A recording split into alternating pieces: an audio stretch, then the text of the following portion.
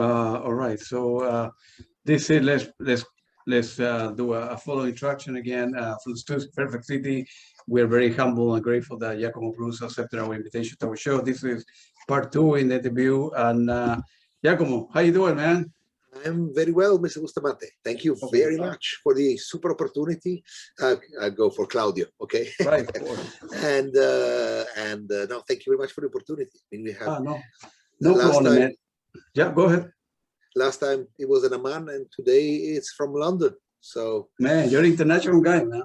I don't know. Well, where are you located? Are you in Virginia or are you? Yeah, in Virginia. I live about 20 minutes to Washington, D.C. Oh, gotcha. Understood. The beautiful thing living about in this area is that I'm very close to Maryland, okay, and then Washington, D.C. So every single band comes this way. Yes. Every single band. So that's what I do have the opportunity to see, I don't know, 30 or 40 shows a year. Wow. That's really right. So basic. Wow, 10 shows a year it's 1 over 10 days, every single 10 days. Yeah.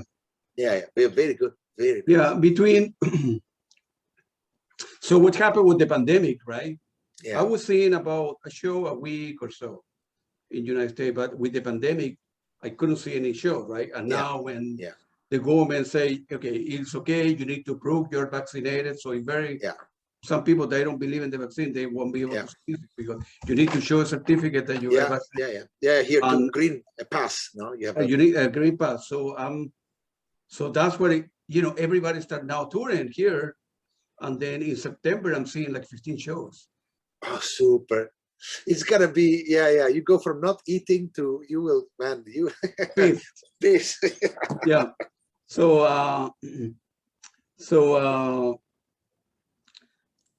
Eagles, King Crimson twice, Dead Can Dance twice. Wow. Eric Clapton, I will need to travel to 3 hours from here in Tennessee, and Christopher Cross, and then All Stewart, and then many others, man. So you have also a passion. I guess your first radio, if I remember well, you mentioned it was soft rock. So I'm assuming this would have been yacht rock, because Christopher Cross, I think I liked Christopher Cross. And my friends were like, no, and no, but it's good. There are good melodies in there. There are good melodies. He had it was very stylish. It's very, I remember. And when you see, when you get into the nooks and crannies and you get closer to how people write their music, you realize how tough it is to make music, to create a piece of music that is so incredibly smooth and balanced, and to the point of being nearly hard. It has no edges, but it's super tough. It's very difficult, tough. Right? Very difficult, and so I mean, and this is independently of whether one likes it or not. You look at it as like, oh, I see, that's 1,000 hours of work. The one hit. Yeah, so I have a wide range of stuff, right? So on Monday I can listen to Christopher Cross, then Tuesday King Crimson, then Wednesday Pat Benatar. I mean the contrast is strong, which is Cross and then Cuong Vu, and then Peter Mobile, and then Tangerine Dream, and Peter Gabriel. I have a wedding, so I have, as you see in the back, I have a house, and I have about 6 furniture of this with records. So in different floors of the house. So I'm going to this one. Or where I have all my stereos. Yeah, so music is important to me. But I have done similar stuff. So I'm a computer engineer, but I'm involved in finance as well. When you were working in the banks, I do.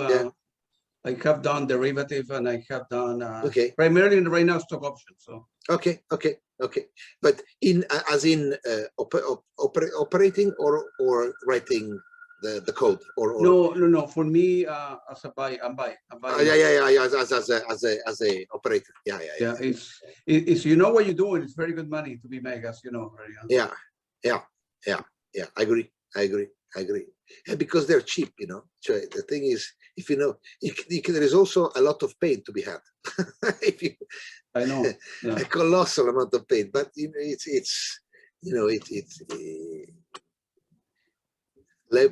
leverage. You know, leverage. That allow me to pay for music, to pay for the records. You know, go to concerts and stuff like that. So it's great. I understand. Yeah. It's, you know, it's but what can I say? I'm curious, but the thing is that I'm looking, you know, these days this has been a very, how can I say, you know, it's a time of change. I think the industry has to change somehow. I don't know how, to be honest, because What do you mean by change? What give me a specific? Well, what will you change? Well, you know, anything. My sense, you know, I've always, as I was saying the other time, I've set up myself up to be slightly contrarian and try to focus on the very physical side of music when everybody was leaving the field. But I have to say that the general trends that I've observed in the last 4 or 5 years have not been very favorable to pure physical. It's been very tough. I mean, so certainly, you know, COVID has been very problematic because COVID has brought countries further apart. It's made it difficult for countries to, you know, it has accelerated a trend of disengagement, I find, of countries from one another. And this, I guess, it's been particularly magnified in the UK, where, you know, the UK has decided to disengage from its, you know, platform of let's call it platform of the last 40, 50 years. And putting aside how I feel personally about it, which is not really relevant, but what I do, it's a very extreme case of a disengagement, and maybe there is a logic behind it. And maybe this logic is one of, you know, so the people who, there may be people in positions of relevance and in power that have, you know, view and horizon I cannot see. But I just look at this, you know, broad disengagement process, which means, you know, the mantra is we should look more inwards and less outwards, and we should, you know, trade is not that good. I look at it, and of course, to me, this kind of goes against the grain of the spirit of music, which is one of outreach rather than inreach, if you will. Now, and I personally cannot, at the moment, I'm not able to see. I see the numbers, and the numbers on many levels are not very sustainable. So they're not sustainable, they're not sustainable at all. it's a bloodbath, no? At the same time, but you have, you know, they have different forces that are playing simultaneously, and they go in different directions. At the same time, yes, there has been this intermediation, and this has allowed a lot of musicians to go on their own path, and the industry has, I guess, changed in as much as those who built, say, homes for, you know, or focus on the recording, they have started becoming providers of services and for the musician. So the musician is central, and then the musician needs services, so you go and you offer him or her a service. But of course, again, all of this requires a certain degree of liquidity or a certain depth of a market. So if you stay within the US, it's okay because you have, I don't know, 300 million people that are potential listeners of music. And you stay within the EU, and there's around the 300 or so many, I don't know exactly how many, but I have to say the UK, I'm scratching my head because, I mean, they only confronted the issue of touring rigidities and complications very, very recently.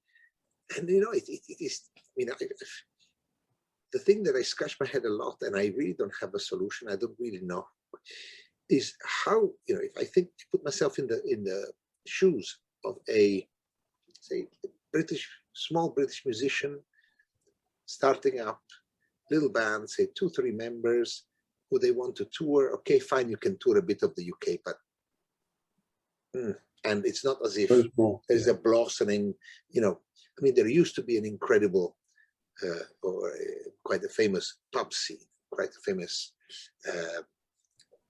say, you know, grisly scene, pubs that the pub or music venues. They were hardcore, but they were there. They support. There was that night, and of course, I look at London of the last several decades.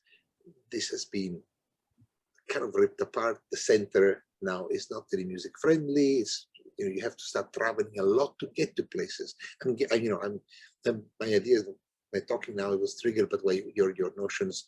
You know, you were referring about before about being in a place where music, through which music goes, so it makes it easy.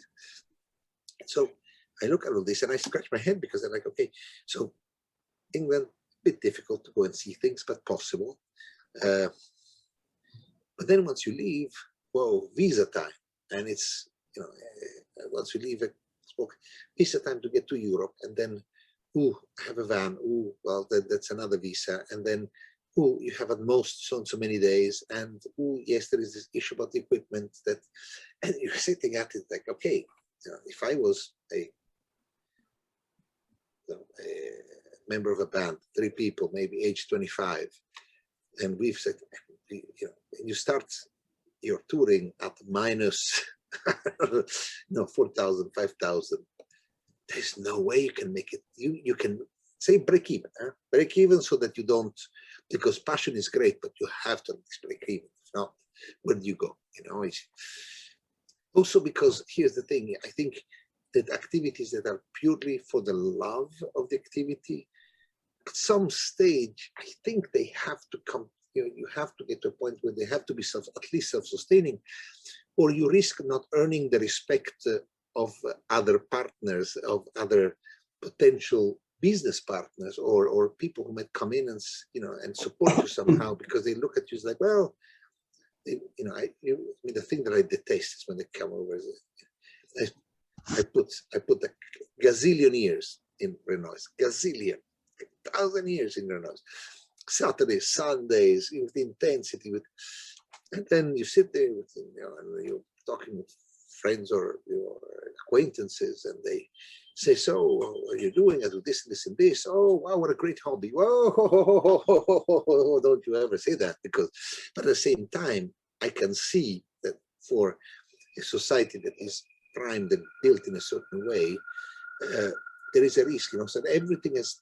You know, this whole sector turned out with the fact that there is a lot of, everything has to be based on goodwill. And I'm like, guys, okay, it has to be based on, it's good that we have goodwill, but it cannot be the only thing, because eventually there is a risk that people will abuse what you're, and it is happening. I mean, you know, the musician, you know, the platforms and the big have been, the Spotifys of this world have been abusing musicians. In pretty explicitly for quite a while now, and you know why? Because this, for a variety of reasons, like I could sit there and discuss, and my observations are probably not the ultimate, but you know, musicians are not very united or unionized. They're not. They're very riotous. They're easy to separate and conquer. You know, it's easy to do divide et impera. But and then those who have made it pay lip service to those who have not, but then don't they dare, you know, they're very protective of it because it's so hard to make. So it's an interest, it's very, very, how could I say, so something, I don't know what, but something has to give, and I'm not so sure. So the reality is, I think that my suggestion is going to be maybe now 6-8 months of incredibly live performances. Tons of them. People will storm live performances because, and maybe this will be enough. But the thing that I fear a bit is that we will, after all this dies down, we will be still stuck on some islands. And I don't know how, but something has to happen to hopefully to create a re-engagement across longer distances. I give you silly examples. We had from RareNoise, we had a number of groups, that one in particular that went to China a number of times. That was World Service Project, very, very, very intense rock, like rock jazz band, I would call it, really hybrid, led by a very, very intense character, a gentleman called Dave Moorcroft, who's not only awesome as an organizer, but he's also a musician, keyboard player, creative, but also festival organizer himself. So truly a contemporary prototype of a 360-degree musician. And he too, I mean, he had a certain point to organize. This is someone who, there was an organization that went on for a while, and I think it's still ongoing in Europe, called that he,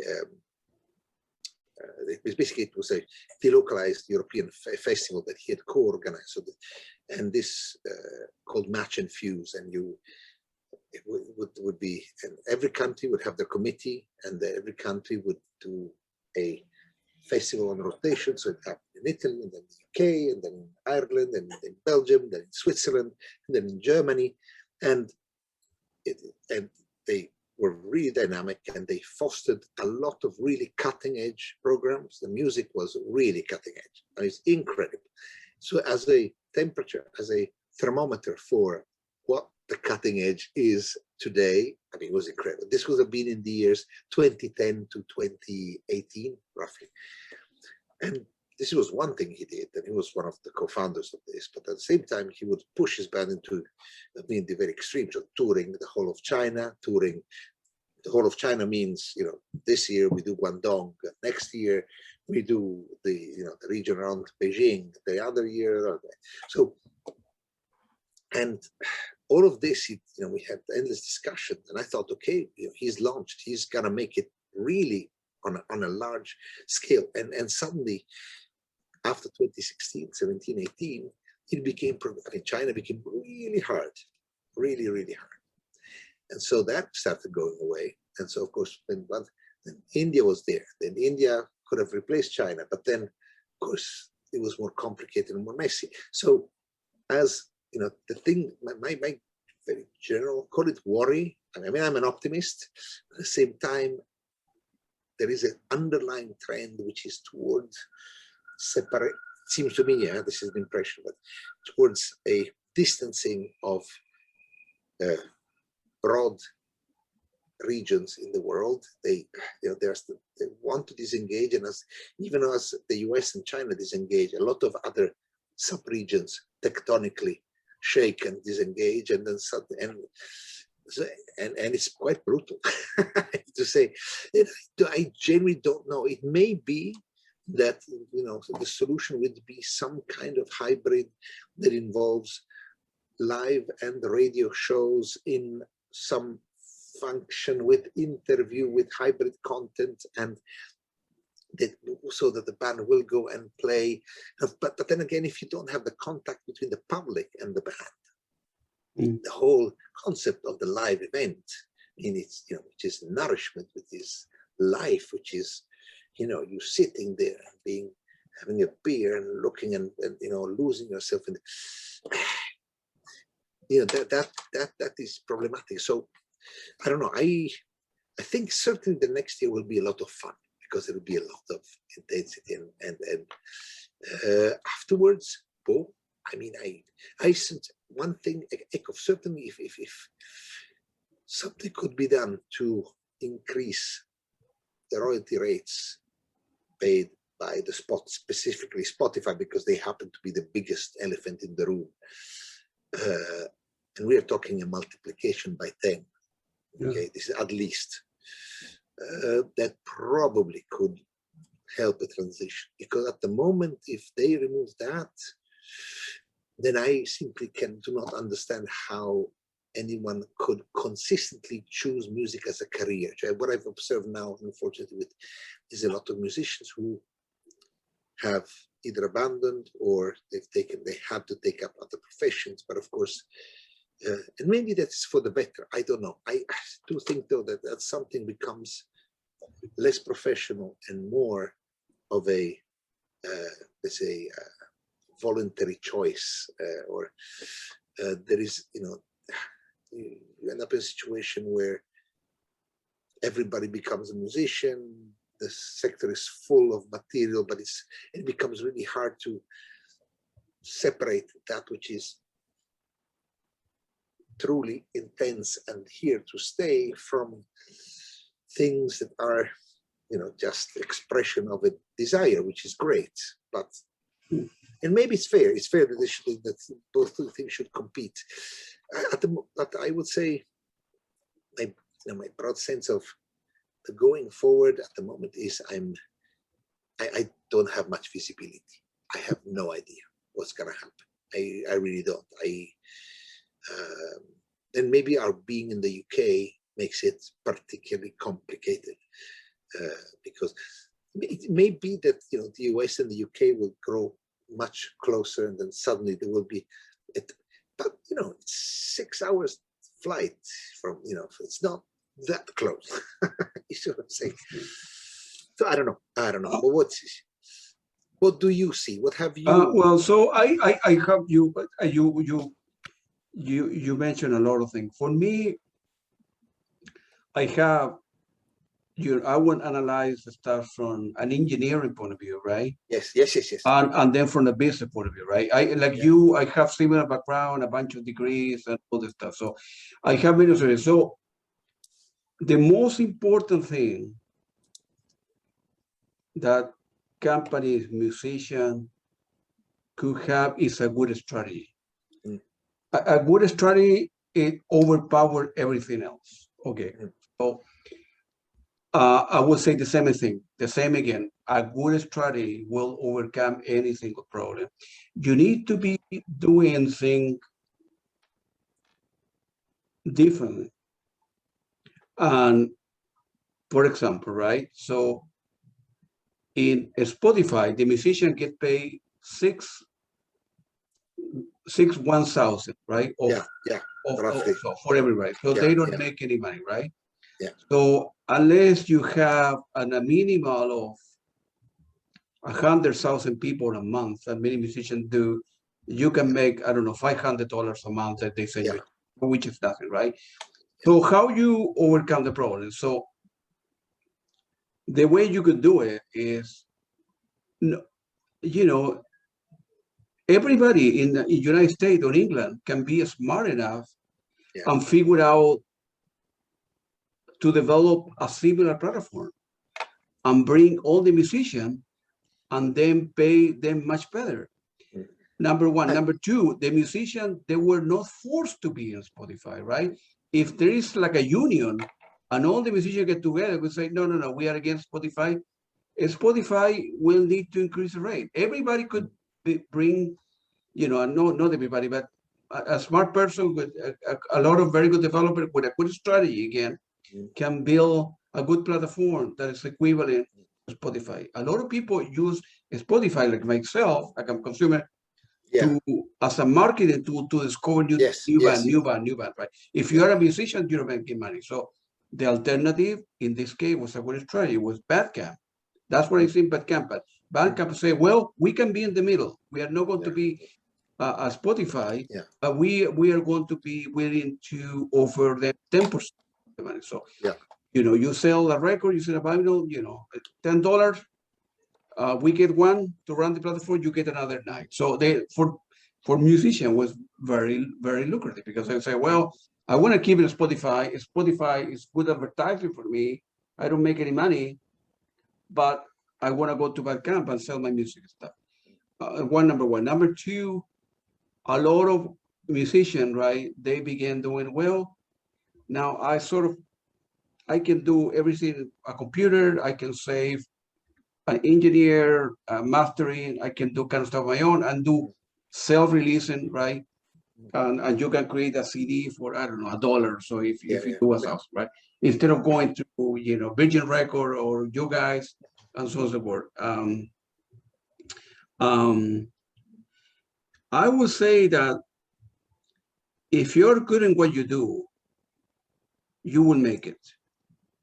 You need to figure out a good strategy to do well what you do, right? Or at the end of the day, similar like you, Giacomo, I do things for money, and I do things that I like, right? I'm not a musician. I don't know how to read music. I spent thousands of dollars buying music. How can I do that? Well, I needed to have a college degree. Like you, I have 5 college degrees, right? Yeah. You know, and so I thought, well, I need money in my pocket. Forget about music for now, right? I want to go to one company, 1 degree. I want to go to a master degree. I want to go to another master degree. I want to open another company. So I make very good money and then begin doing with options and other stuff.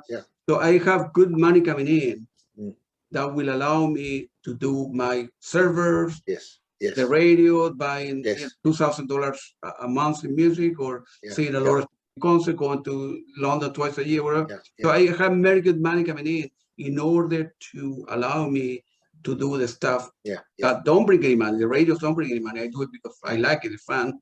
And it's sustainable for me, you know. I have a good vision. I thought, well, music is not going to pay the bills. I need to pick a profession. You know, I need to pick a lucrative profession, right? And then that would allow me to do stuff. So I wouldn't worry about picking one or the other. You know, being, well, you not want to make it as a musician. You know, go to school and go to medical school, go to lawyer. You know, law school, whatever. You can do. You can do very well the both, and then try to keep both until the music or the grows enough to my right. You cross the leap and you say, man, you can work hard and do both, and eventually you need to make a decision, right? Well, I can make more money as a musician, right? So I will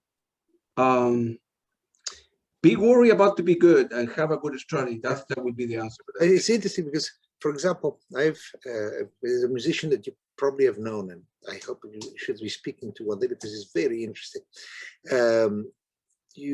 Have you ever heard about Stefan Thelen? No. Stefan Thelen is a guitarist. Guitarist of and one of the leaders of this group called the group is called Sonar. Sonar, yeah. And Stefan, we worked together for quite a while now. I think the first records of Sonar were all released on Cuneiform, and eventually they decided to start working. Did some work with David Thorne, and until I think Stefan Thelen was in origin a mathematician, and he's maintained his, let's say, day-to-day job, which I understand is teaching mathematics at school and university. And recently he told me that he has now decided to dedicate himself completely to music. So as we spoke with him, it's like, are you sure? And he said, yeah, now I'm ready. So I am fascinated by that. You know, I'm fascinated specifically because he's doing something which is slightly counterintuitive to me, but maybe in fact it may not be counterintuitive. It's actually, and he's somebody that I think you would find exceedingly interesting to talk to. Because a lot of his ideas about composing come from, well, I guess, group theory. They come from tilings, Penrose tiles. They come from algebra. They're algebraic ideas, but I think it's a bit reductive but it's something that they involve repetition, and they involve the layering of repeated structures that then interact in ways that, and they involve this notions of how, you know, layering certain types of complication, which itself does not sound complicated in the end. So it's or simple structures that generate all the types of complications on the other side, and both in time signatures, but also in the tuning of their instruments and in the interaction of different strange tunings, as you can hear in Sonar. But he then did work recently with in the, let's say, in the classical domain, if I can, which is something that people like him, like Markus Reuter, have done. There is a very interesting label. I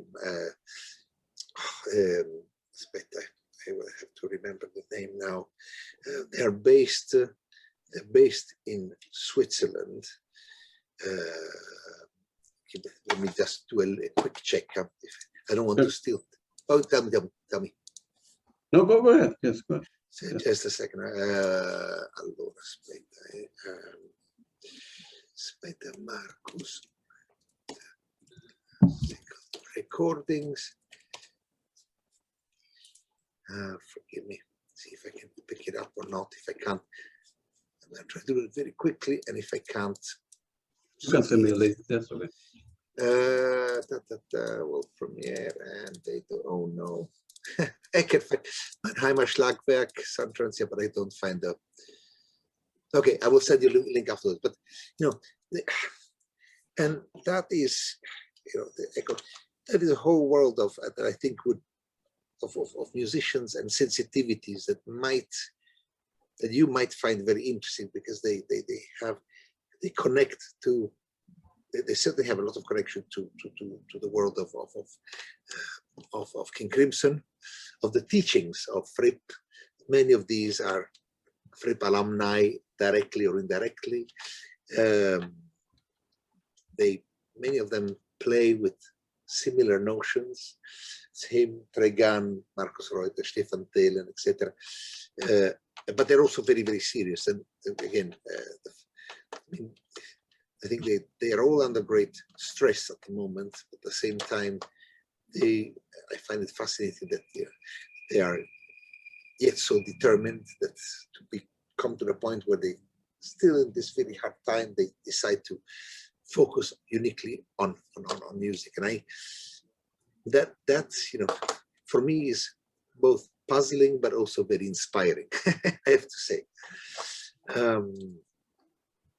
So no, sorry, I deviated I took a very long route away from my initial argument, because I was curious to hear how you saw the future of music, because I can give you a small perspective, but I'm very fascinated by you through your very recent but very intense access to musicians from different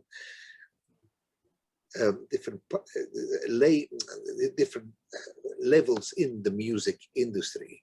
You probably have developed a sensitivity and an intuition about where it's going.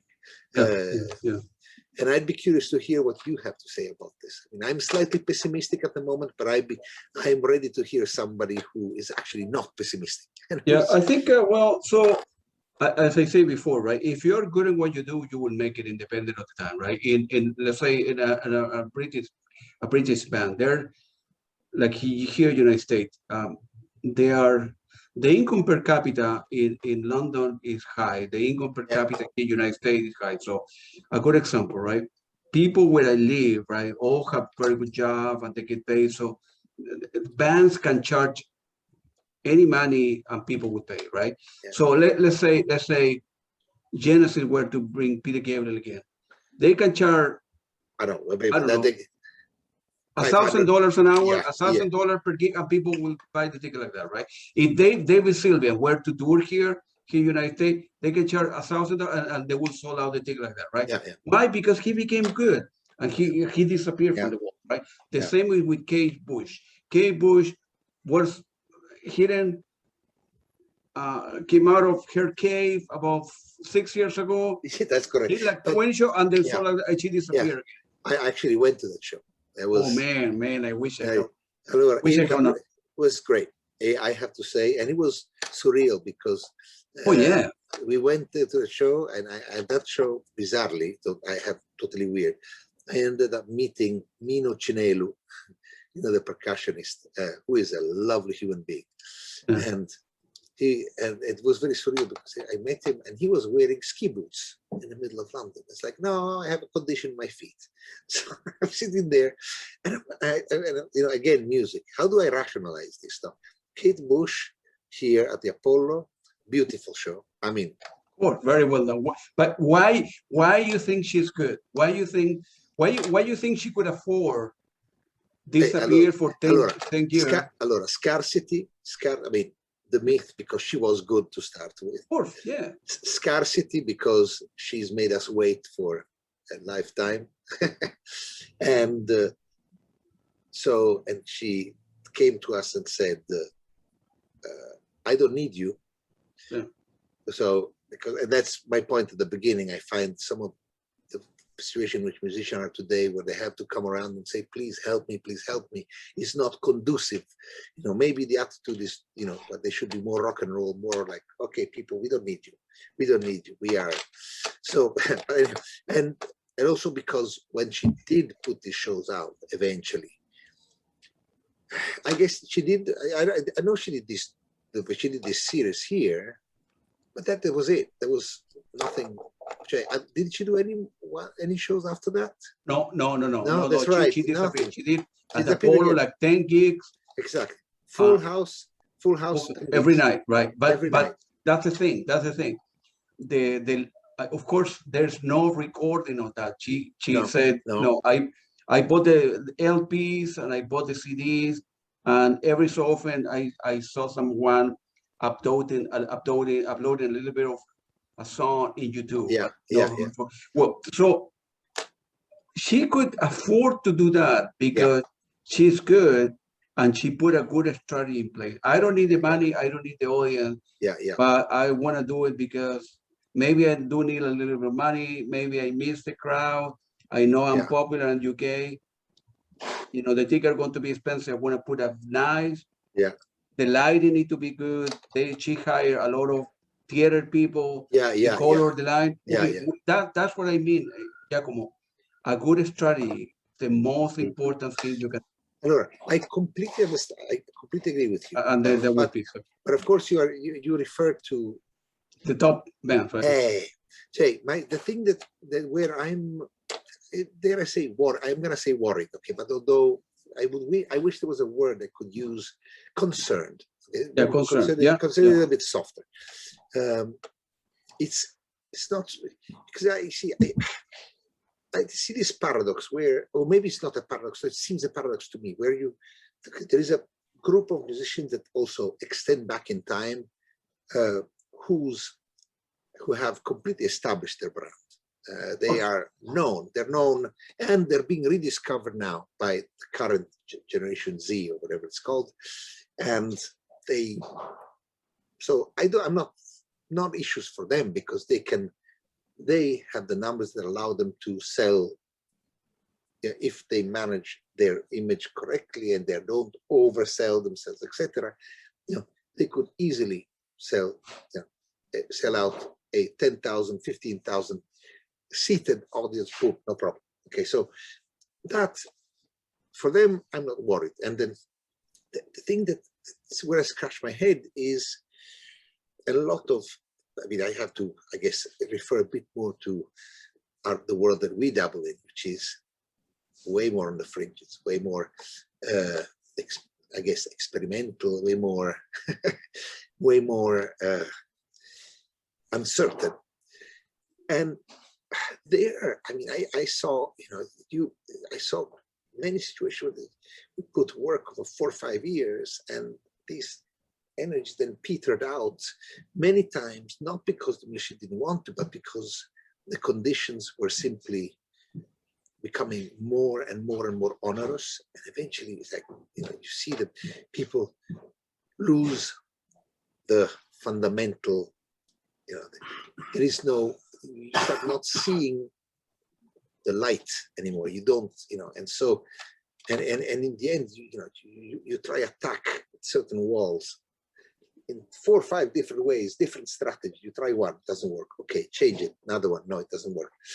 And you know, and some, you know, I can see in part, so, you know, there is a sense in which some of this works. I mean, they certainly, you can localize, you can start leveraging direct contacts. I mean, you certainly have to, if you're ready to work really, really hard, potentially, yes, you can get there.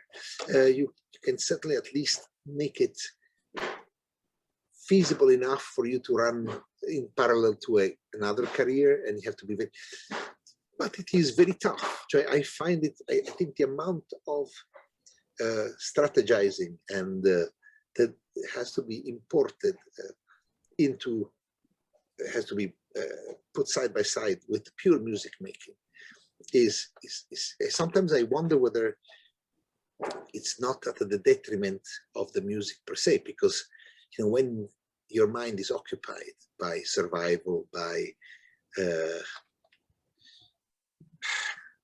you know, you cannot abandon yourself to the, you know, the goddess music, to the inspiration. I wonder whether that does not have an impact. You know, there are so many. I'm gonna say something. See, there was a time in, you know, in the 70s where labels were record labels, because they were the conduits at the time. They had so little understanding of what they were doing that, you know, the best strategy I guess they could engage was to spend a lot everywhere and hopefully something would survive and cover for everything else, which also meant that for maybe a decade or more, there was so much incredibly interesting music that was being, you know, truly sponsored. Incredible things that would have never come out. Yeah. And when I look at the music today, I mean, I find that there is, I mean, the underground, the world of Bandcamp, which is a world of, you know, of bricolage, of, it's much very punk, if you will. That works, okay, but it is, but so much of it is, you know, I never even know exists because you can't follow it all, and it's, you know, it's hard, and it's always, you know, I'm a musician, I have the tools, I like this, oh, I want to say this, okay, here's a record, here's another record, here's another, and a lot of these are super interesting, etc., but they never, you know, if you want to make people aware of something, not only your family and your friends, I mean, you need budgets. I mean, there is, you know, and I tried, I swear, about 10 more and more years now to find clever, sophisticated, clever ways to you know, to advertise, to promote without incurring enormous overhead costs, and it's very difficult. For example, okay, yeah. Okay. You do, I mean, yes, you can, and, you know, and also online advertising was exceedingly advantageous years ago, but now it's saturated and it's totally opaque. So in reality, you have a degree of, you're told you have a control of your targets, but you really don't. So it's back, I think we're back at the point where, as always, when there's a revolution, the first year around the revolution is very, if you catch that initial wave, you can go very far, very efficiently. You have a lot of leverage because maybe the people, you know, the Facebooks of that world or that platform wants you, you know, there because they need you to create the numbers, to create increase their own respectability. So they give you a lot of stuff for nothing. And eventually they don't give you the stuff for nothing anymore, as it is. So I'm, you know, I look at all this and I'm both fascinated that there is so much incredible material and production out there, and yet I wonder how much of it, you know, are we looking to? I'm not sure it is survivable. This is what I have. in broadly industry. You know, the fact that I look at the vinyl industry and I think, well, productive capacity, apart the fact that it's a very odd format, which seems to go against you know, rationality in a way, because it's okay, but it's not great. I mean, I love it because it's physical, because it gives you a sense of ownership. It's because it's a way of you know, if it's a way of it's like building a temple. You build a temple for the thing that gives you so much joy, and so and it's a bit like creating having a statue for, you know, which digitalized music doesn't really give. You can't really have it. You don't really. Of course, you don't own it. You are renting it. So de facto. So which also means that one day, I mean, I think that's so weird. Netflix. You think you have a particular film, and you see it maybe once every 10 years, but you see it once, and then after 5 years you go back and they've removed it because they've substituted, and it's not there to be, it's not searched anymore. Maybe they have it on the servers, but it's not indexed anymore. It's not there. So who knows? You know, will Spotify start doing this in future? Will be in a situation where, like, okay, well, I remember that concert. It's capito. In the end, I don't know. At the moment, I'm full of questions. I'm full of questions, and I'm asking around and asking people, you know, how do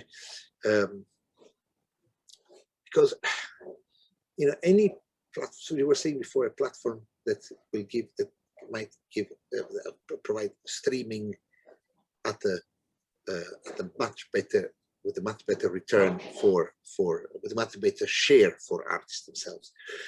It's a good question, because, I mean, maybe if there are no investment, no advertising costs, and it's purely community driven, so like Bandcamp that doesn't advertise, maybe there is a chance for it to work. So where you actually say, and they found a way, Bandcamp, because you, instead of paying for a streaming, you buy a download that you can then stream forever. So it has changed the act of buying in a way. Well, I think. Go ahead. Okay, but that's what I mean by strategy, right? So in my case, right, I wouldn't compete with the physical radio, right? You know, the BBC, right? And on the low end, you know, people that want to open online radio station, they don't have the budget, or they don't have the music, and they don't pay the right. Yes. So I say, I want to put myself in the middle. A year ago, I want to put myself in the middle. So I'm much better than the low guy because I have a lot of music. Yeah. And I'm not, obviously, I don't have $10 million to compete with the physical rate. Yeah. And they need advertising. I will have enough budget to be myself in the middle. Yeah. I will get a good service, right? Free for now, free forever. I'm buying music anyways. And, you know, I'm seeing 40 concerts a year anyways. Yeah. So, and then I thought, well, the next step would be interviewing artists. Then I will reach out to some, perhaps media company, or perhaps a social network, and then try to sell my service, musical service, or sell my stuff. And then, so I'm in the process of changing on the website to bring some aspect of Spotify, where you can, it's not just free, but you can search, where you can create a profile, where you can send a list of stuff that I like it, and company in that business, in the social media world, will look and say, man, this is a good concert, and I will sell it. So I will, eventually I will record it. Yes. So Bandcamp did the same thing. Bandcamp said, well, we are not as big as Spotify. We want to pay better the artists, and have a good strategy in place to do it. That's what I'm saying. I buy it. It's and I'm curious to see where they go. Bandcamp. I mean, Bandcamp is, and as you know, has been a godsend for many. And I think, and my understanding and from interacting with them is that that they are proper and righteous in many good ways. I mean, truly, but and they have, what I found everything they do I like a lot is there's somebody there thought about resilience, and you can see it from the technologies they use to code their site. There are a lot of decisions there made for, I said, that are resilient. It's robust. Sometimes it's not the absolute latest technology, but it is super reliable. And the impression I get there is of very good thinking. That and as I said, I'm curious. I just think that the reason why I say this is that I mean, the underlying theme is I had a 10-year and so objective, which was get to the point of floating of self-sustaining, being self-sustaining over 10 or 12 years, and we were on the path up to 2018.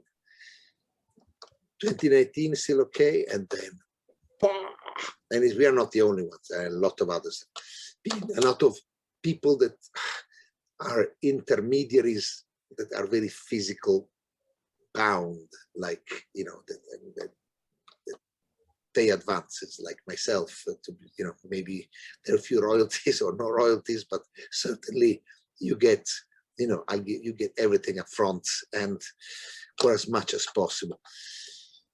And but how, for example, right? So let's say I'm a new artist, right? Yeah. And we meet, and I say, man, you like my music? And I say, well, I want to do a record. Yeah. I don't have the money. So what's the process? You give them advance. How long before you recover that investment? Tell me the process that you go through. The process, very broadly, is that every budget is split in 3 parts, which is 1/3 of production. Call it advance, call it production, because it's historically the advance would then be used for production, right? Yeah. So now, naturally, usually the motion is different because musicians are so independent. They're so often they come with very clear ideas already. Either they arrive with the record already done, which is de facto done, or that needs a few touches here and there, or they and a lot of these could have been it's pretty standard today to do work in one's home studio and then assemble it online or find a platform where they can work jointly if they can't meet in person or if they live in different continents.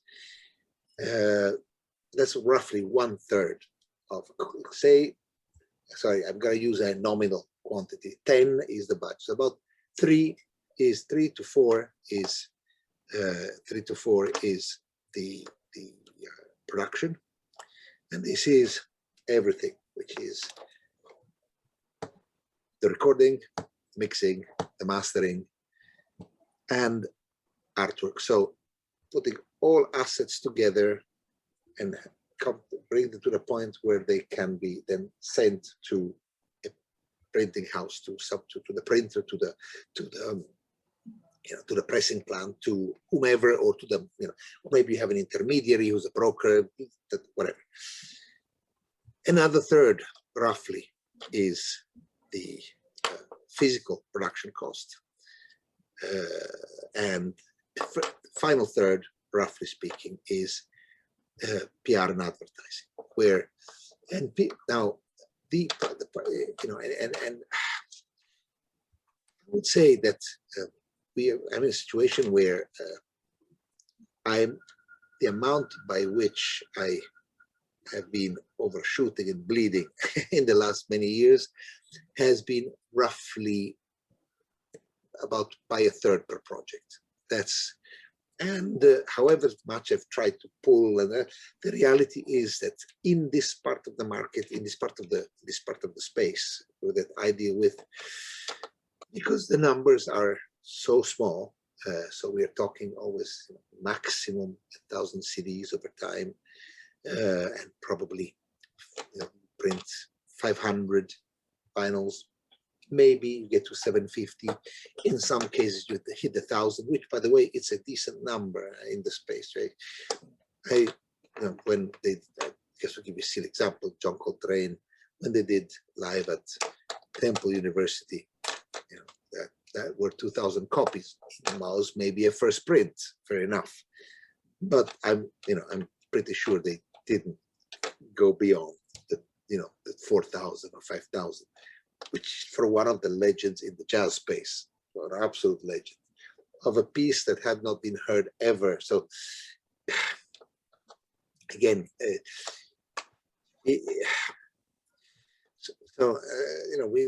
we had come to a point where I could see the at least average break even, and 2016. I mean, Brexit causes the first shivers.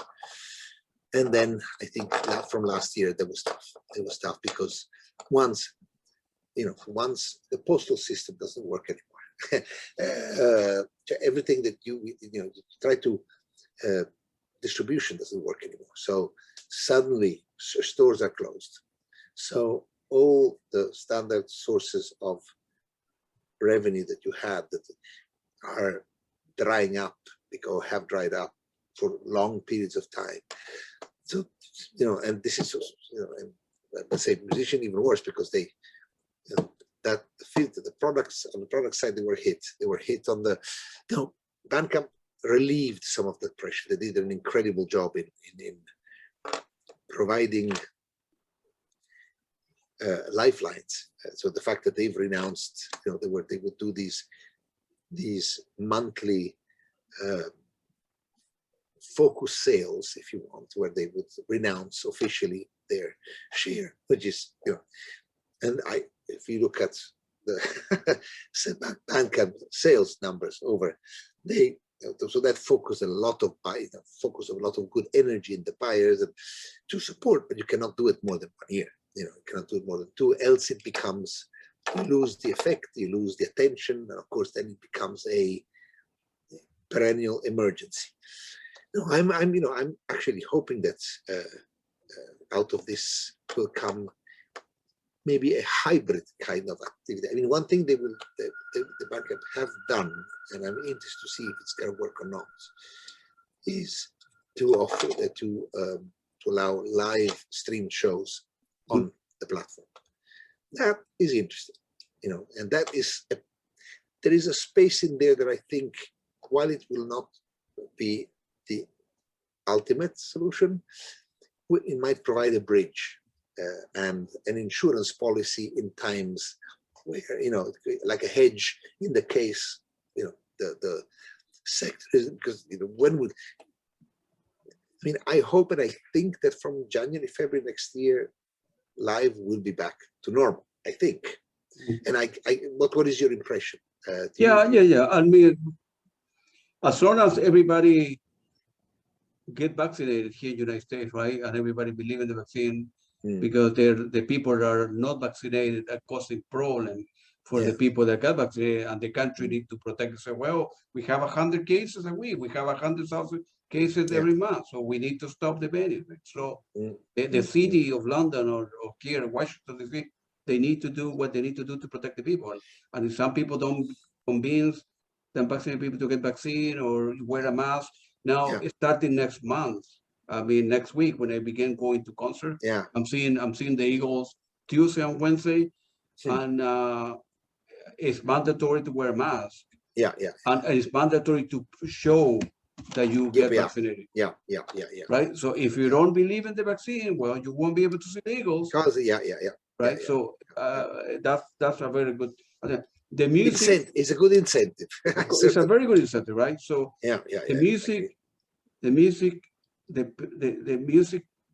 taste is not going away. There are people in London, like here in Washington, they want to see every band. They want to see venues. They want to go and show. They're crazy of staying at home and buying records, buying CDs, and going to YouTube and listen to them. They want to go live. That's the concert. So there were. That's right. That was a very good incentive for people to start, going to shows and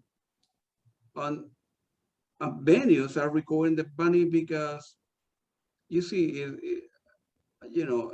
it's no different from the Royal Record, right? Yeah. You get a beer there, it's twice expensive. Yes. You get a meal, it's twice expensive. Yes. The band will sell at the end of the show. Will take a picture with you and to sell your record, make a little bit of money, and sell T-shirt that it costs, I don't know, $1 to make, and they sell it for 20, 30. Yeah, that's very true. Yeah. So they make the money that way, No. If larger ones, for sure. I mean, acts that I think there is a bit of an autocorrelation, positive trade. Those who were already floating, if anything, they will float even more because they will, when there is a rush back, they will be the first ones. They will be the first port of call. And these will also be the venues that are best organized and for questions of vaccine, etc. So you will know, you go and you feel safer. Now, my question are probably more about, the let's say the small festival, the small jazz club, the small, the thing that where we lived and we've always lived, which is the penumbra, the penumbra of music, which I think, which for me is very important because I think it's where it's like the primordial ooze where a lot of the musical ideas are being generated, and maybe they're taken by someone who, but which is I find this is like the original quantum foam that gives rise to all the many of the musical ideas that eventually come to the surface. But that I'm a little worried about that, Jay. And until now, it's survived, and it's shown to be itself very resilient, and in a way. And you know what? Let's say this.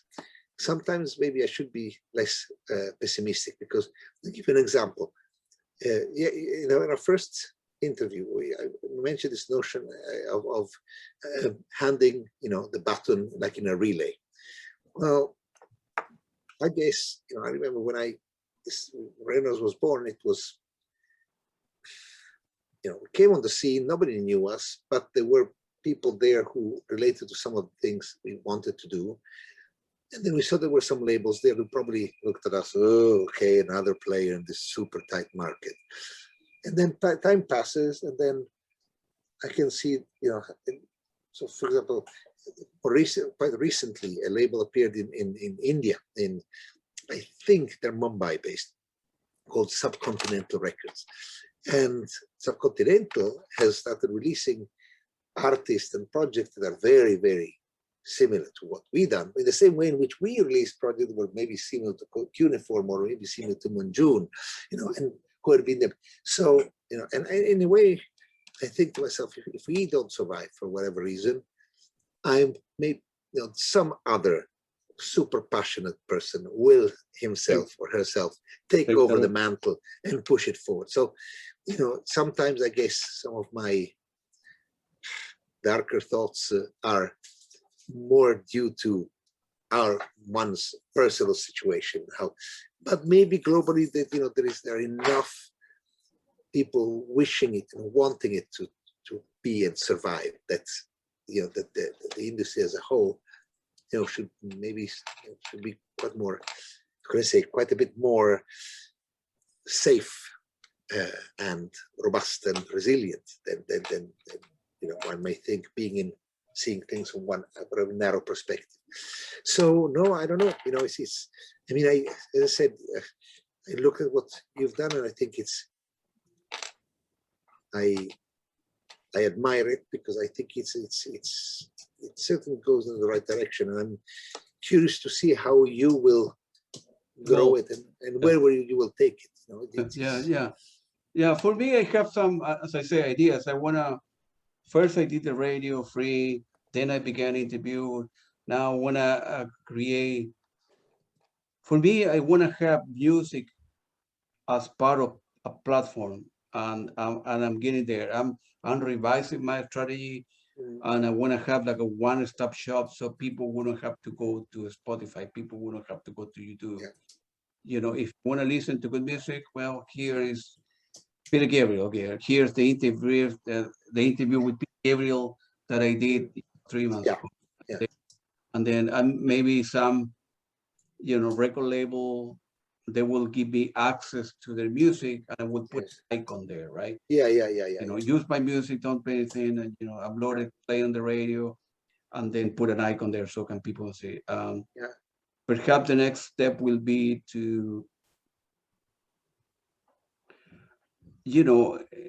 monetize some of the merchandise. So instead of people, well, I like Peter Gabriel, Mike, I like Peter Gabriel, why go to Amazon to buy Peter Gabriel? Well, maybe cut a deal with Amazon. I say, well, here's the link, and you get 90% of the 90% of the dollar, and get the other. Yeah. I mean, you mean, it's. I mean, all your videos are up. They're uploaded to Vimeo at the moment, right? Because I guess it gives you more control. I mean, the others. But all of them are on the radio. Yeah. So that's what on purpose I said at the beginning. Well, I don't want to upload everything to YouTube. Yeah. Maybe I should have, because if I loop everything to YouTube, people will go to YouTube and won't go to the radio. I want people to go to the radio, listen music. And then instead of going to 3 places, everything. That's what I mean, a platform. Everything in one place. No, I can see absolutely what you're. There is also the fact that YouTube is. I mean, I struggle with them quite a bit because, for example, I mean, YouTube have they really embody that spirit of break, break and improve, and I can see from a evolutionary point of view that it makes sense. You push the software hard, you break it, and then look, that's how you make it more resilient. So, but at the same time, when you are into that delicate balance of presenting content but also protecting it, they do things. So they had the content ID system kind of worked well. But then they tied it into their YouTube Red, then became YouTube Music, so which is so they end up uploading all the music that through our aggregator. But the music was sitting there unprotected, and now maybe not linked, but it's sitting there. So, and it's sitting there in a way where it can be easily stream ripped. So now it is also true that intention is important. And sometimes, Jay, I think what I would like to see, and this is going back to Spotify, the thing I don't like in Spotify and I don't like but I do like it's like when I look at Bandcamp, I genuinely think they care. When I look at Spotify, I don't think Stefan Eck gives a monkey about music and musicians.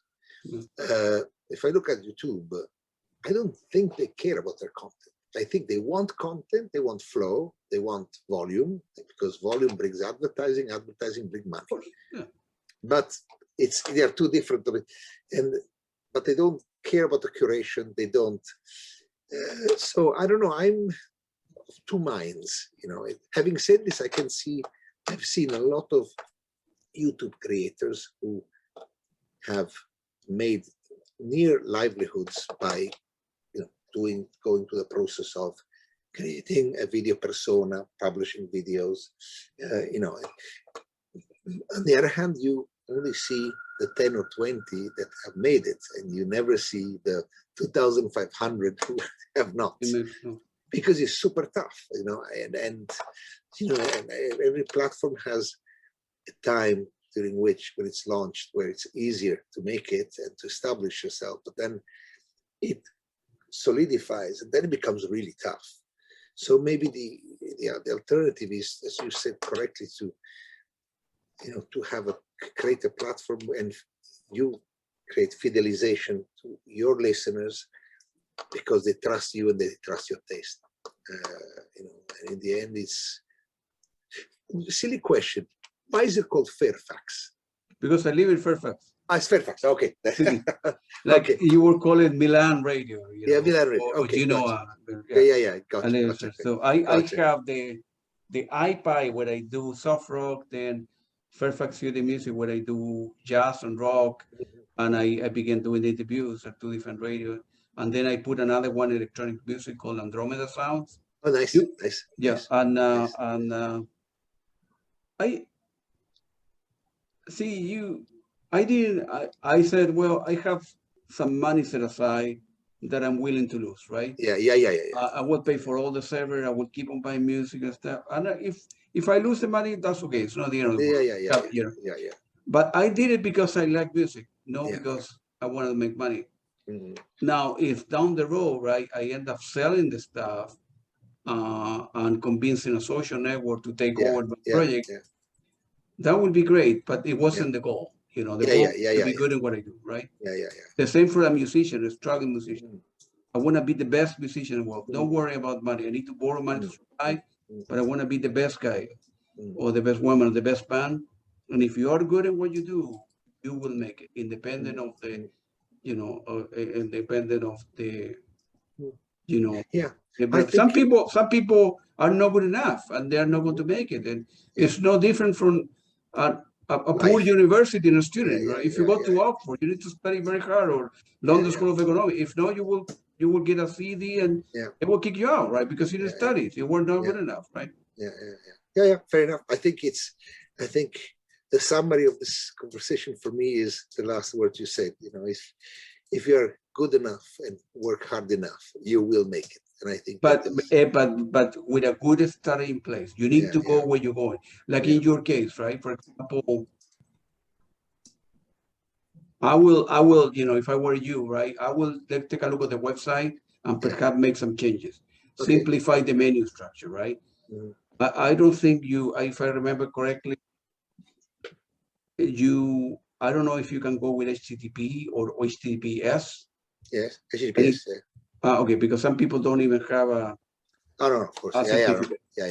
A certificate for so to make the traffic more secure and reliable, right? Perhaps you can create your own radio within your platform. So not only I'm letting you know about Johnny and I'm sending you the Johnny, but here you can listen to all the Johnny stuff. And then hear an interview that we did for Johnny. So you can bring more people. For example, I noticed in the menu that I selected certain artists.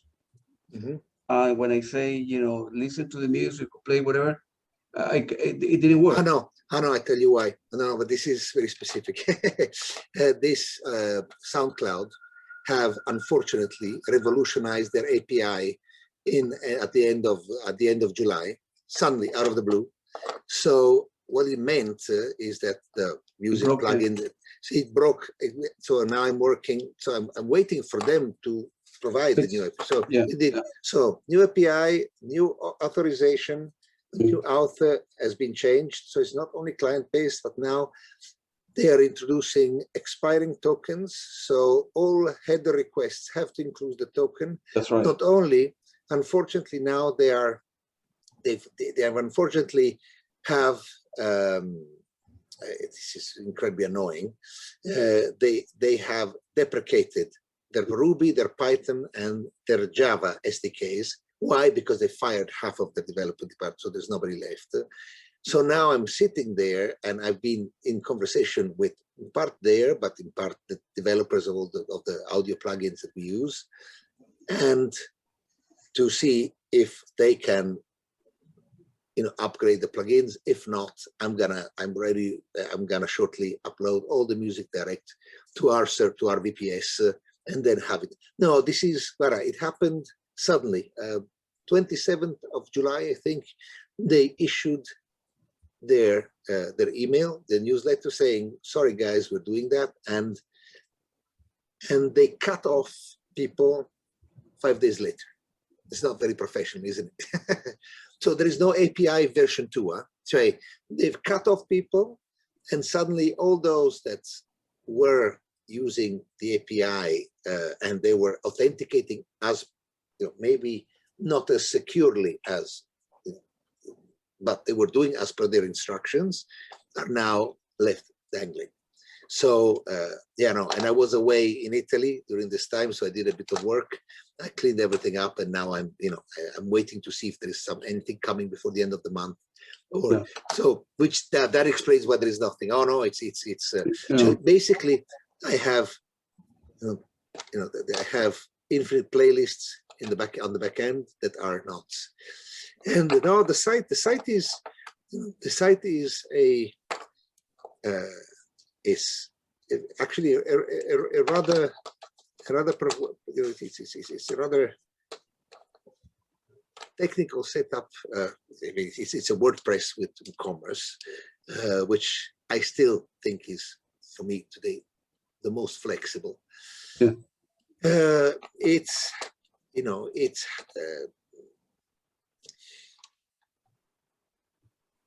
as I said, the idea that you say of a radio of it's all there, and it was there until a month ago it died off. So rather than do something half and then have to go back, and I've just now prepared all the music manual I'm gonna have to, which is annoying because I'll end up having to upload more music to the server, and then once I have to, of course, this is about 2 gigs of music, and then I'm quite efficient how I run the VPS, so I no more disk than is actually strictly required. Also because when you run a VPS, the more you can always upgrade going up, but once you've got yourself 100 gigs rather than 80 gigs of storage space, you cannot then chuck out the 20 gigs because it is so. Before I get more space, I want to wait. But I think this time they probably forced it upon me, which is a pity, because at the same time, by using the API, with the fact that HTML5 jQuery player, you could actually use the site to rack up statistics for SoundCloud, which makes SoundCloud look better, because SoundCloud is a good platform, but it's it's okay. I think they've run it a bit into the ground, and if they did something, then they did the opposite, and you have the impression they don't really know. They want to to be free, but then they will have to monetize, and they still have not made money. And unfortunately, I mean, it was a risk to base all our streaming through them. But the other alternative is I chuck everything on AWS, and that's an option.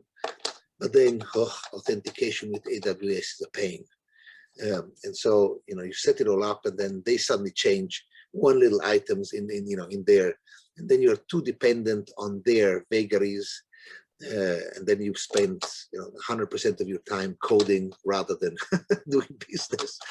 Right. So the other thing you can do, for example, is, I don't know if you have it in place or not, but create like I know you have like a leap of faith initiative, but create like register with your site, so you capture that email from users, right? Oh, I have, yeah.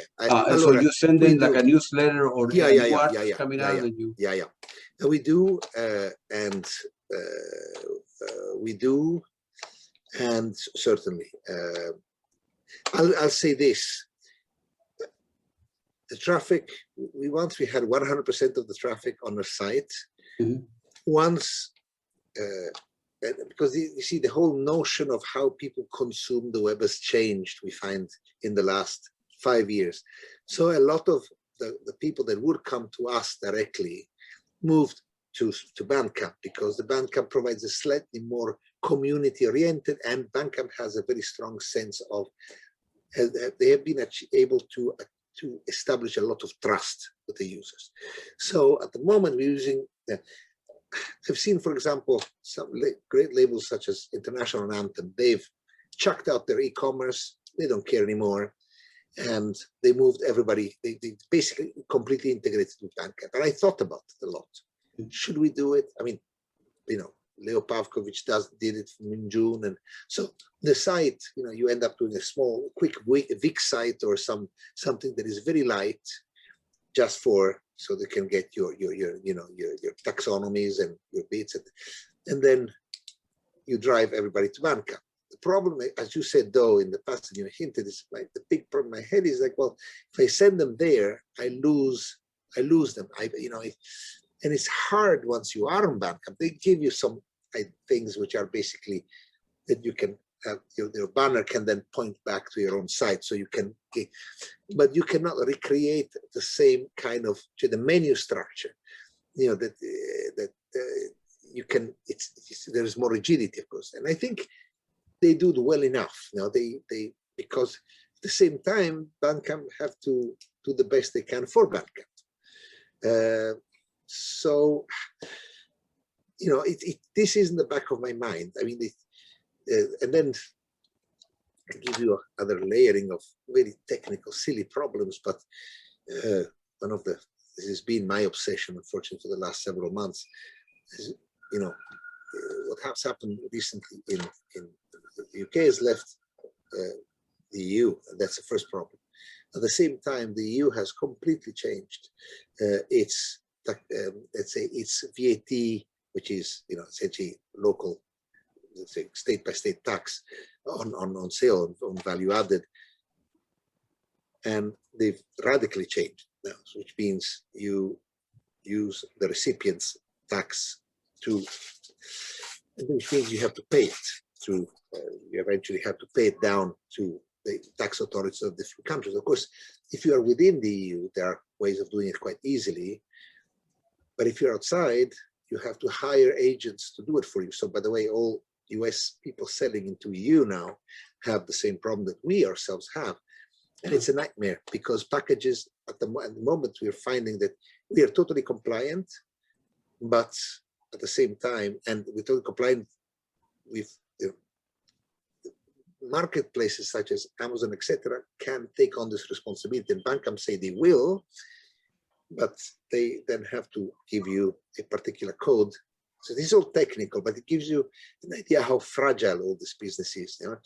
Suddenly you, in a situation, Bandcamp have not been able to give us nor any entity outside of the EU the so-called the iOS code, which is that which will allow packages to go through without being charged with VAT, which means somebody buys, an American buys a record from, sorry, made a mistake, a European buys a record from an American label.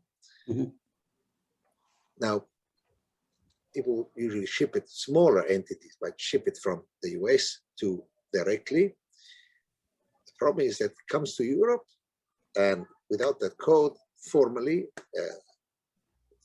you're considered zero rated, so you'd be charged, your customer will be charged for the VAT. Now, of course, if you already paid the shipment, you see another letter saying you owe us so much in VAT, and by the way, an admin fee, that is the value of the package you sent, you don't even collect it, right? You've lost the customer.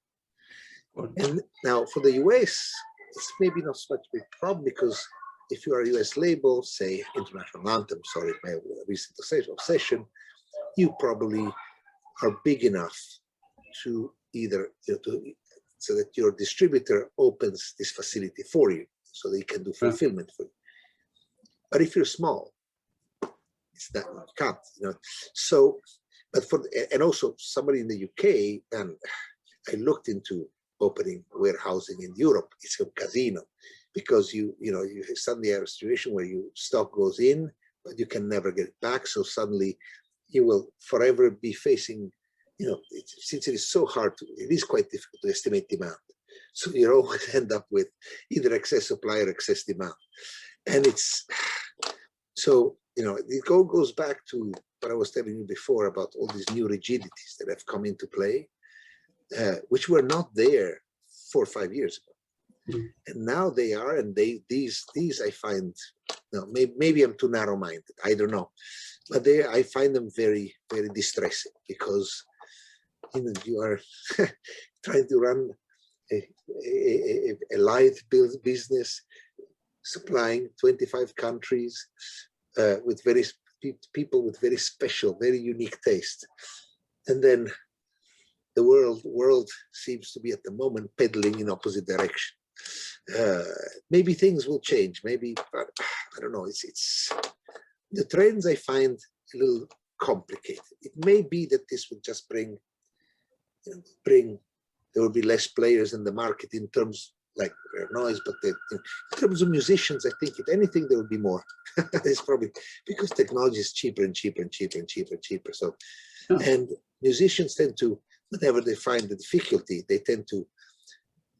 I actually found that since musicians have made less money, they've produced more music. I think it's because deep down they are not, they want to survive, but they're also idealists. So sometimes they think, man, if I could, I'd just give the music to you because I feel a bit disgusting about asking for money. I prefer a donation rather than you buying my product. And then I'm sitting there like, what? Help me, why are you saying this? So, but yeah, I certainly, can I say, the creative business of music in particular is certainly one of the most, if the most unique space I've ever worked in life.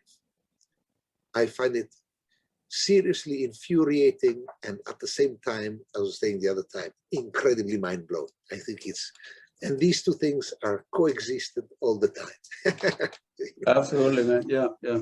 And you like music? Yeah. It's it drives you. It drives you insane in many, many different ways. It gives you a total open-mindedness, hyper-connectivity. At the same time, you're like, no, why? Why is this happening? This is so. But I guess it has to do with the fundamental sincerity, the fact that it is an art that goes through your ears and that affects you very physically at times. It can make you sick. It can make you. It can also heal you. So it's I mean, you must forgive me. This interview went in circles, and it was okay. It was from the point of view of going places. We've been in many places, but nowhere at the same time. Oh, we'll do a part 3 every week. We get together once a week or so, and then we talk about music and record and stuff like that. Here, a question for you. What is the best new record you've listened to in, say, the last 6 months? The thing that has, the one that you would suggest to a friend of yours as, you must absolutely buy this, it blew my mind, I didn't know about them. There are many new bands. I mean, it's hard. It's like or a surprise, something that really surprised you. I mean, I know it's like, I can give you a pack of 15 that really surprised me. Okay, so I will tell you what I'm surprised. Because I live in the United States, right? And I began using Spotify to discover new artists. Yeah.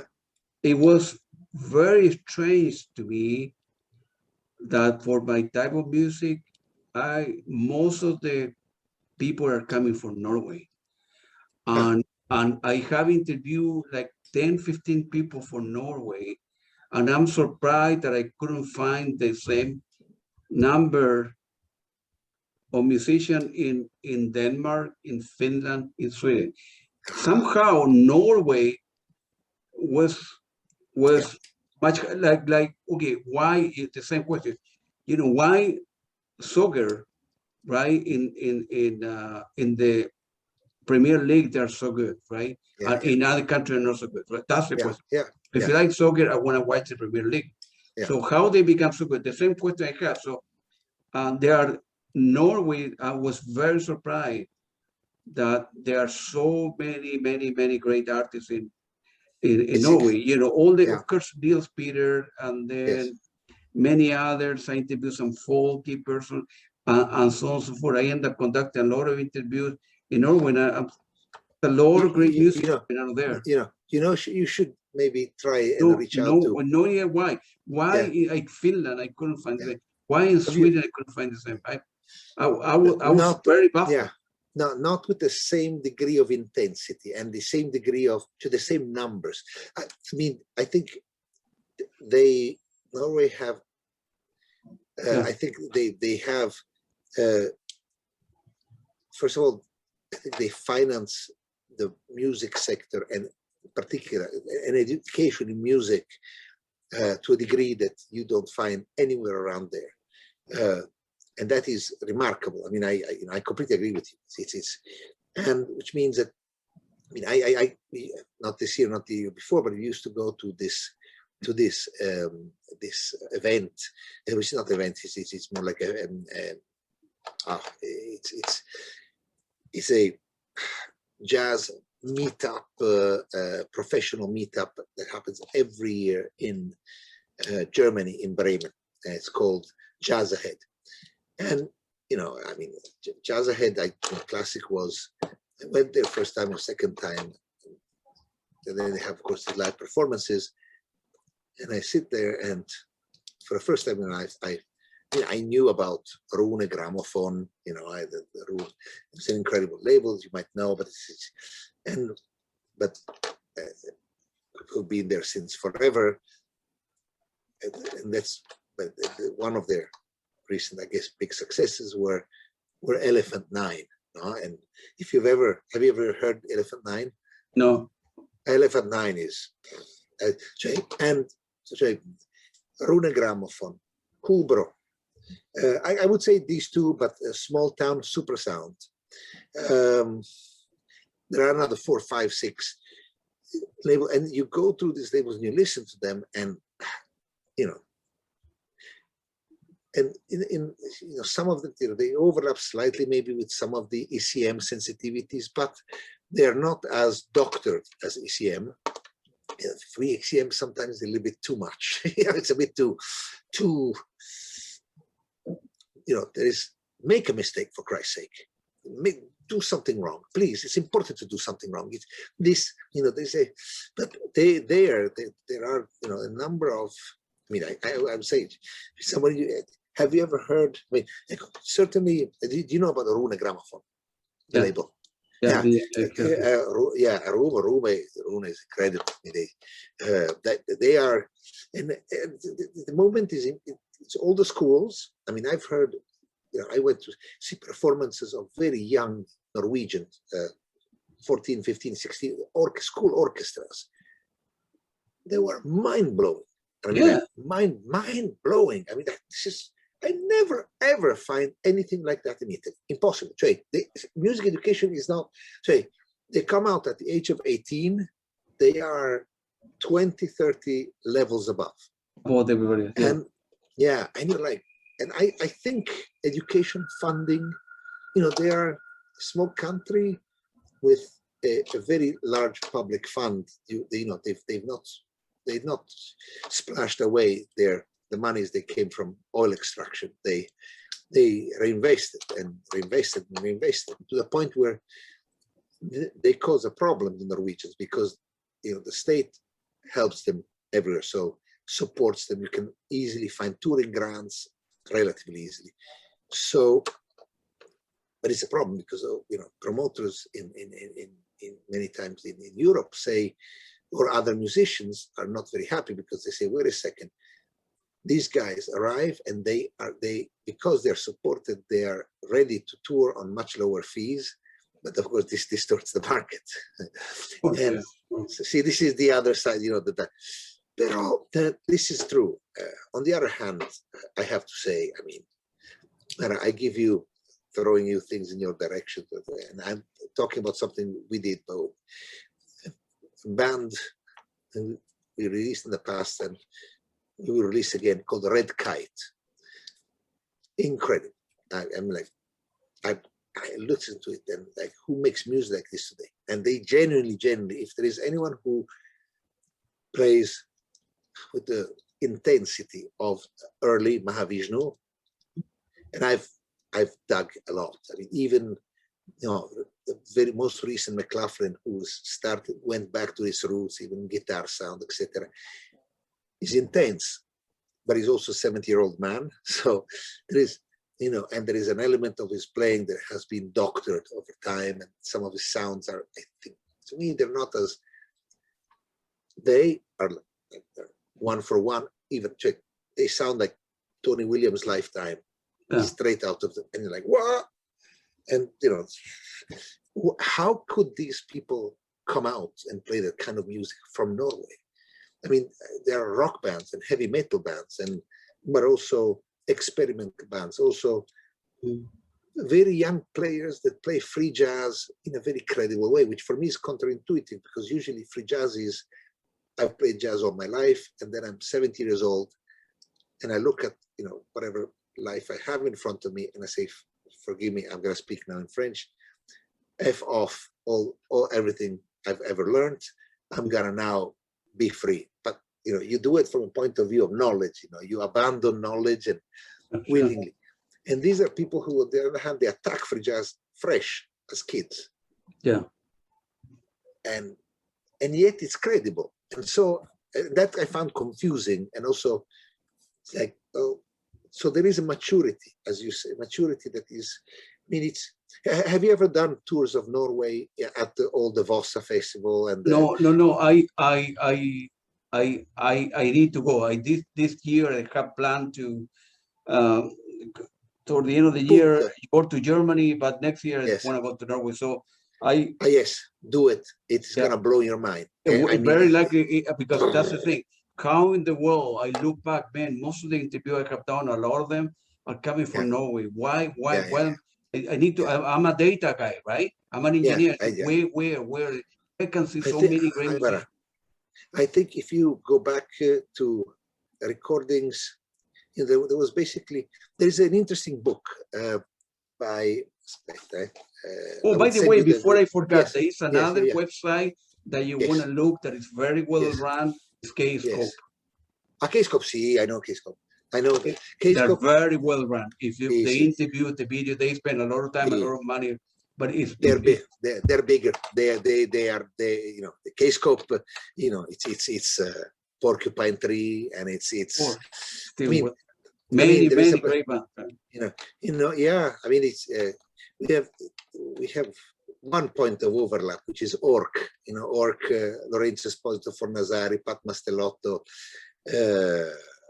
Dime DiMail, and Colin Edwin is a band that they signed for Kscope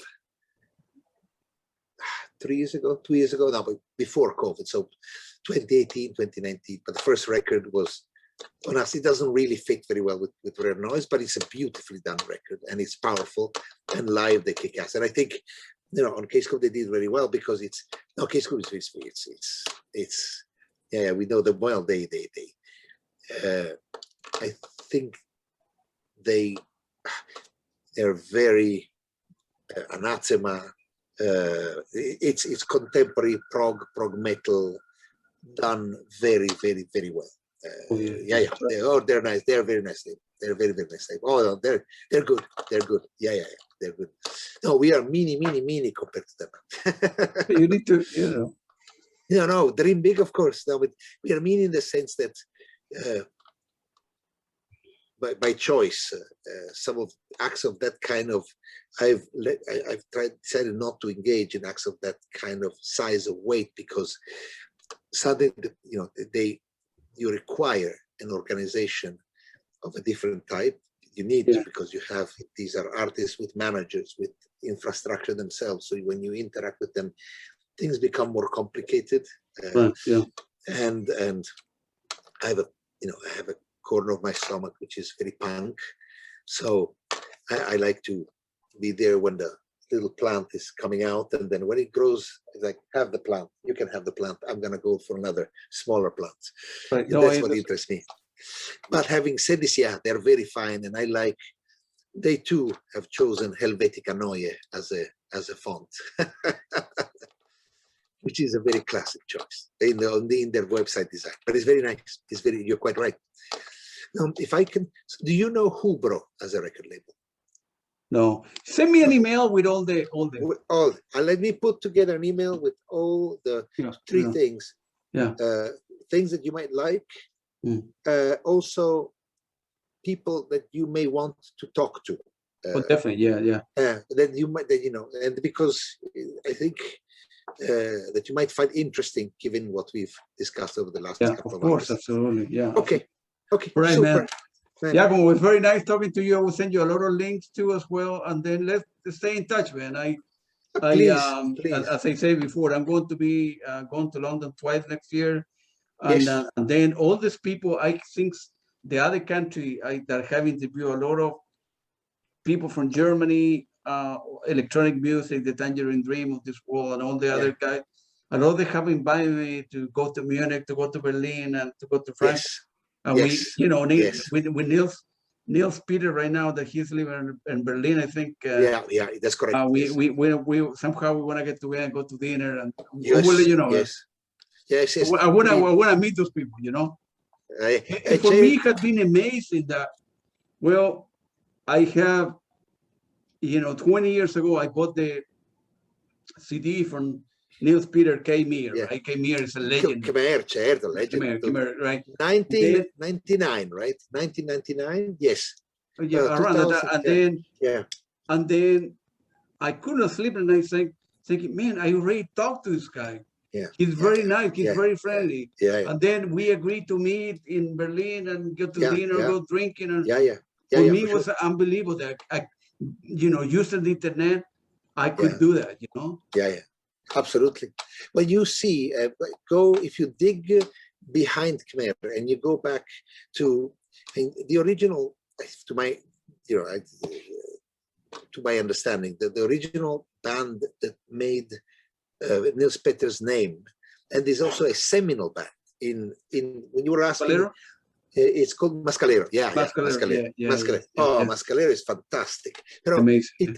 There are these, I think, I will send you a link of a book. He's an Italian writer, and he wrote a fantastic book about Norwegian, the history of Norwegian music, Norwegian jazz from, let's say, 1967, 66 onwards. And you really get a sense of what the initial driving forces and who the original organizers were. And there were 5, and then they became 25, and then they became 125, but they all recombine. So they all recombine because they are, and maybe the teaching, there is something. I mean, another thing, of course, is if you do go to Norway, it's gonna blow your mind. It's such a beautiful country. How can one not be inspired to make incredible music? Well, Italy also is unbelievable too, man. I agree. I interview a lot of progressive band from PFM and they're great. Italian band that very good. The people in the 70s were doing progressive, progressive rock. Yeah, in a very original way. Here in the United States. Well, it's right. In ways, that's a whole other 2 hours of conversation. Yeah, that's right. Okay. Very nice talking to you. Have a great day. I appreciate it. Thank you. Wonderful day. You too. Have a good day. Bye-bye.